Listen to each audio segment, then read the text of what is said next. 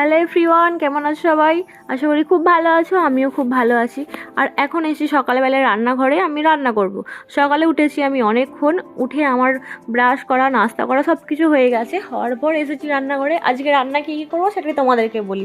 আজকে রান্না করবো আমি কচু আলুর তরকারি, আর ওই চিংড়ি মাছ আছে, চিংড়ি মাছগুলো কচুর মধ্যে দেবো। আর এই আছে ডাঁটা, একদম সরু সরু ডাঁটা। আমার এই ডাঁটাগুলো ভীষণই খেতে ভালো লাগে, আমি খুব পছন্দ করি এরকম সরু সরু ডাঁটা। আর এই যে ডাঁটা দিয়ে আলু দিয়ে তরকারি করব। আর এখানে আমি সবজিগুলো সব ভালো করে ধুয়ে নিয়েছি, ধুয়ে নিয়ে তারপরে আমি রান্নাটা বসাবো। আর আছে চিংড়ি মাছ, চিংড়ি মাছটা আমি ধুয়ে নিয়েছি, ধুয়ে নুন হলুদ ভালো করে মাখিয়ে নিয়েছি, ওটা ধোয়ার কোনো আর প্রয়োজন নেই। তো চলো এখন রান্নাটা শুরু করা যাক। আর এই যে কড়া বসিয়ে দিয়েছি, কড়ার মধ্যে তেল দিয়েছি, তেলটা ভালোভাবে গরম হয়ে গেছে। এখন দিলাম চিংড়ি মাছ। চিংড়ি মাছগুলো আমি দুবারে ভাজবো, একবারে ভাজবো না, যাতে চিংড়ি মাছগুলো ভালোভাবে ভাজা হয়।